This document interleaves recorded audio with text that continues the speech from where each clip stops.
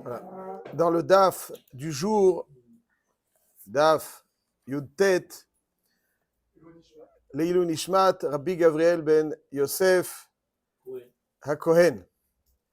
Et dans ce DAF-là, on va étudier essentiellement le thème de Yehoud, qui tire son origine dans Parashat Mishpatim. Et c'est un cas très singulier dans la Torah. De quoi s'agit-il? Il s'agit, comme le Rambam nous l'introduit dans Ilchot Avadim, Perek Dalet, Ilchot Avadim Alachabet, juste en guise d'introduction, ensuite on va essayer de lire le Pasuk, nous dit le Rambam comme ça. En ha'av rashai limkor et bito elam imken ha'eni, velo nishar lo klum, lo karka, velo metaltelin, vafilu kesut she'alav. Nous dit le Rambam, il y avait des situations autrefois où quelqu'un n'avait plus de biens, Khalila, et il n'avait même plus de vêtements pour se vêtir. Et dans la précarité, évidemment, les enfants souffrent, mais il y a un danger que les petites filles aussi soient malmenées. Et donc la Torah souhaite que dans la précarité, un père puisse marier sa fille. Et donc nous dit le Rambam, et c'est marqué dans la Gemara, dans Masechet Kiddushin, Daf Mem Aleph, puis c'est marqué dans la Mishnah là-bas, Ha'ish mekadesh et bito kshehi na'ara. Donc le père peut recevoir les Kiddushin en faveur de sa fille, il va choisir un bon bahour, et il va recevoir les Kiddushin kshehi na'ara. La Gemara s'interroge, ça veut dire kshehi na'ara, in kshehi ktana lo. Comment ça se fait? Même quand elle est ktana, il peut recevoir le père les Kiddushin. La Gemara répond que le chidouche de la Mishnah est que Asur le Adam sheikadesh et bito kshehi ktana ad shetigdal vetomar beploni ani rotse. C'est-à-dire, certes, la Torah lui donne la possibilité de recevoir les kiddushin quand elle est ktana, mais c'est uniquement dans une situation de force majeure où le père n'a plus rien, il n'a plus de quoi la nourrir, il n'a plus donc quoi? Qu'est-ce qu'elle va faire? Elle va les tourner dans les maisons et qu'est-ce qui va se passer, etc. Donc la Torah dit c'est assour, c'est pas quelque chose de souhaitable. À l'époque, les filles se mariaient jeunes, mais il faut qu'elles choisissent un homme qui lui plaît. Atchetigdal vetomar beploni anirotse. La Gemara. Moi je vous le dis tout de suite dès le début. Assour le Adam sheikadesh et bito ad shetigdal vetomar beploni anirotse. C'est un issour gamour. De Mekadesh, sa fille, quand elle est petite, c'est un issour gamour. Le seul cas. Eh bien, je vous précise, c'est unique. Voilà, je vous dis, c'est ça, c'est une Mishnah. Voilà, bon, Hachem, on est là. Je vous dis depuis le début, Assour le Adam, sheikadesh et bito, ktana ad shetigdal vetomar beploni anirotse. Et je vais rajouter quelque chose, monsieur. Il n'est pas venu le Ploni. Quoi? Si Ploni n'est pas venu. C'est-à-dire quoi le Ploni n'est pas venu? Une jeune fille, elle était dans Ezrat Nashim à la choule, elle a vu un bachour, il a bien lu la Torah, il a fait un beau shiur. Mais s'il veut pas, il veut pas. Quel le sujet? Maintenant, on parle de quelqu'un et il n'a pas le droit de choisir à sa place. Comme on dit, le shidour, c'est le cœur des enfants et le sechel des parents. Ça veut dire que si tu vas que d'après le cœur, si tu vas que d'après le sechel aussi, c'est pas bon. Donc, il faut un certain alliage. Alors, quand on est passionné, des fois, le sechel, il fonctionne pas très bien.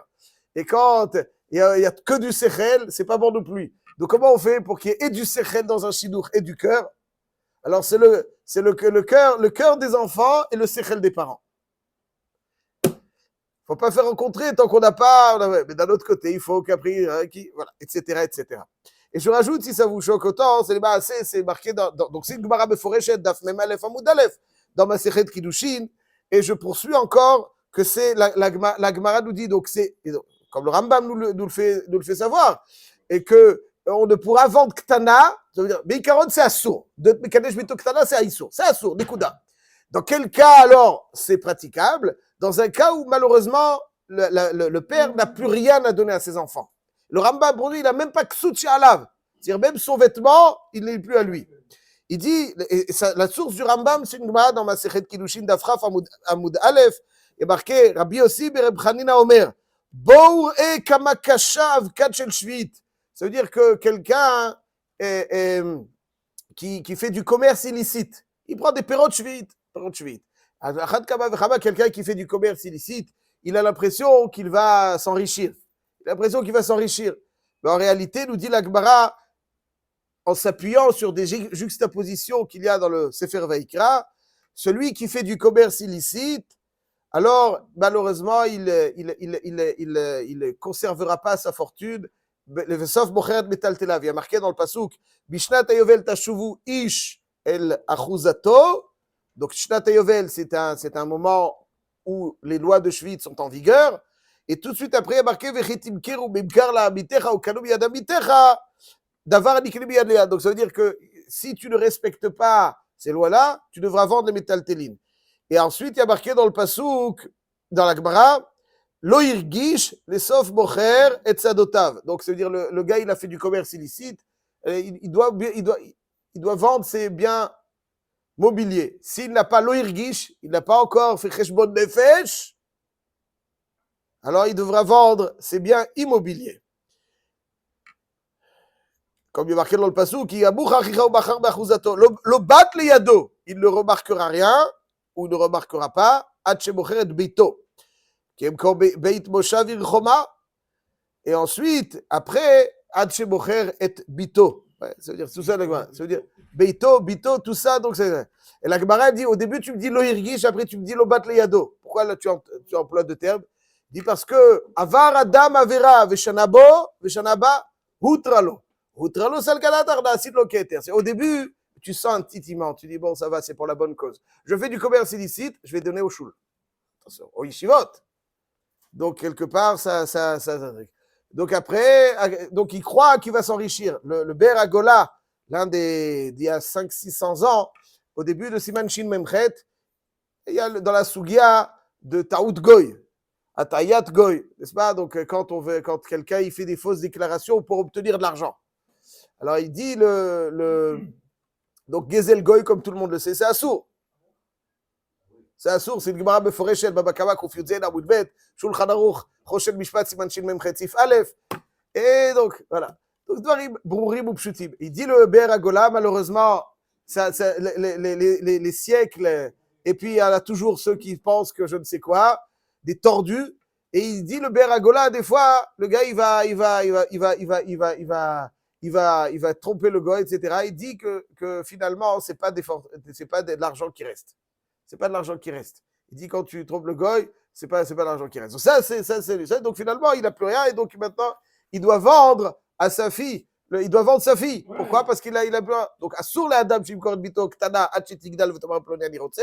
Aval si le gars il a exagéré, alors donc il n'y a pas d'autre d'alternative pour la protéger. Et en réalité, quand il va, pour reprendre donc maintenant le pasuk dans Parashat Mishpatim, v'chim kor ish el bito le'amar, il y a marqué imra'a be'ene adonea asher lo ye'ada. Alors lo ye'ada, c'est Elul. Lo, c'est écrit aussi Lamed Aleph et Lamed Vav, Elul. Bon. Lo anachnu, ouais, c'est marqué dans Bizbor Letoda. Lo anachnu et Lamed Aleph, Lamed Vav. Donc, en tout cas, ici, Lo Ye'ada. Pourquoi c'est marqué Lamed Aleph, Lamed Vav? Parce que Beikaron, Lo Ye'ada. Il a une mitzvah de faire Yehoud. Autrement dit, l'idéal quand il vend, donc c'est entre guillemets cette fille, en fait, l'argent de la vente, c'est de l'argent des kiddushin, comme on va tout de suite le voir. C'est de l'argent des kiddushin. Ça veut dire que le gars n'étant plus en mesure de remplir son devoir, ses responsabilités à l'égard de ses enfants, alors les garçons, ils vont peut-être mieux se débrouiller, mais les filles ne peuvent pas se débrouiller. Ou bien on abuse de Khalila, ou bien, etc. Donc il va falloir la marier. Il va falloir la marier, elle est petite. Alors, il va la mettre dans une famille où ils vont la découvrir, ils vont la côtoyer. Et Baïkaron, l'idéal, la mitzvah, telle que la Torah nous dit, lo, la medvav, lo ye'ada, il faut faire Yehoud. Ça veut dire Yehoud, c'est les kiddushin de la Maïvria. Comme ça, au moins, elle est mariée, il y a quelqu'un qui s'occupe d'elle, il y a quelqu'un qui la soutient, il y a quelqu'un qui... Donc, la Torah dit, il vaut mieux que la marier que, etc. Il vaut mieux la marier. Elle est petite. Alors, Baruch Hashem, aujourd'hui, on n'est plus confronté à ce genre de situation où quelqu'un, il a juste son tricot de peau. Ouais, comme c'est marqué là dans ma Sechet Nedarim, Rabbi Yehuda et Rabbi Ilai, ils avaient un seul vêtement, lui et sa femme. Quand lui sortait, c'est lui qui le mettait. Donc ça veut dire, on sait pas exactement. C'est votre question. C'était un vêtement qui était. Voilà. Alcool panim, soyez tranquille. Et Rabbi Yehuda et Rabbi Ilai, ça soit dit entre parenthèses, il y a marqué qu'il y a une matronita, ça veut dire une noble romaine qui le voyait, elle lui dit, mais comment tu peux être le visage aussi rayonnant? Qu'elle dirait, tu es un rentier, tu prêtes avec intérêt, je ne sais quoi. Donc il était, a priori, pas fortuné, mais très riche. Parce que le riche n'est pas celui qui a les poches pleines, mais celui qui a le cœur plein. Et lorsque il faut les deux, dit Monsieur Cohen, avant l'alcool panim, lorsque il a ce visage rayonnant parce que il est riche, Nekuda. Il est riche, Monsieur Cohen, soyez tranquille. Il est riche. Ça, c'est, donc à l'époque, il pouvait y avoir quelqu'un, il a un seul vêtement. Et là, ici, même le Rambam, il dit, même son vêtement, il ne lui appartient plus. Donc là, on te dit, top, tu vas la vendre, mais en réalité, c'est des kiddushin. Comme on va tout de suite le voir dans la halakha, c'est loye adam. Lui ou un membre de sa famille. L'acquéreur ou un membre de sa famille, ils peuvent. Et là-dessus, on lui dit, attention, tu veilles chez Erak et Souta Veronata Loigra. Même s'il y a une autre femme, chez Erak et Souta Veronata Loigra, tu devras veiller à cela. Donc ça c'est. Donc en fait, ce qui va se passer, c'est comme il est démuni, donc il doit la marier, et il n'est pas obligé de la marier tout de suite dès Kiddushin. Il peut l'introduire dans une famille dans laquelle elle va grandir, et si elle plaît, on espère qu'elle plaît, et puis il y a une mitzvah qu'elle plaise, alors l'argent des kiddushin, l'argent de la vente va se transformer en argent de kiddushin. Ça, c'est la halakha. C'est ce qu'on appelle dans la sugya de Daf Yutet de kiddushin, Ma'ot Arishonot le kiddushin nitnu, ça veut dire, là je termine très rapidement, Ma'ot Arishonot le kiddushin nitnu, ça veut dire que l'argent de la vente va se transformer en argent des kiddushin. Comment? Parce que c'est comme si en réceptionnant l'argent, il disait Areat Mekudeshetli Me'arshav, si je le souhaite, lorsque je le souhaiterai. C'est indiqué, c'est implicite. Il n'y a pas tout à besoin d'être dit, c'est ça qui est marqué dans le pasuk. C'est comme s'il disait les Bafréas. Ça, c'est d'après Chachamim. Alors maintenant, qu'est-ce qui va se passer dans tout ce qu'elle a produit? Comment ça se fait? Si rétroactivement elle est Mekudeshet, donc ça veut dire que rétroactivement, celui qui est avec elle, il est Chayav Mitagav. Ouais, et alors, comment tout ce qu'elle a produit, ça appartient au mari, alors que l'argent, c'était des kiddushin, c'était pas. Alors, il y a beaucoup de tumulte là-dessus, on n'a pas le temps trop de rentrer, mais en tout cas, ce que je peux dire, c'est comme s'il y en a qui disent qu'il y avait un tnaï, que ce qu'elle va faire aussi, ça revient à lui, alors que normalement, Yehud et Roussi dossé, ça marche pas. Juste, je termine pour répondre à la question de M. Cohen qu'il a posée tout à l'heure, avant notre étude. D'après Rabbi Yossé, on ne dit pas Baot Arishonot le kiddushin nitnu. Il faut c'est uniquement avec le temps de travail, entre guillemets, qu'elle lui doit, avec lequel il va être Mekadesh Ota. Pourtant, c'est Mekadesh Bemilvé. La réponse, elle se trouve dans Tosfot, Yudtet Amud Aleph en bas, dans lequel Tosfot, il dit que c'est considéré comme s'il est Mekadesh Ota Behanaat Mechilat Milvé. Behanaat Mechilat Milvé, alors le din est qu'elle est Mekudeshet. La halakha est comme Chachamim, que Baot Arishon le Kiddushin nitnu. Autrement dit, on considère idéalement que ce n'est pas de l'argent d'une vente que le père a réceptionné, mais de l'argent des Kiddushin qui se transformera en Kiddushin lorsque Bezrat Hashem lo ye'ada lamed vav et que tout se passera bien pour préserver et permettre à cette petite fille de grandir dans le meilleur des contextes. On n'a même pas le temps de...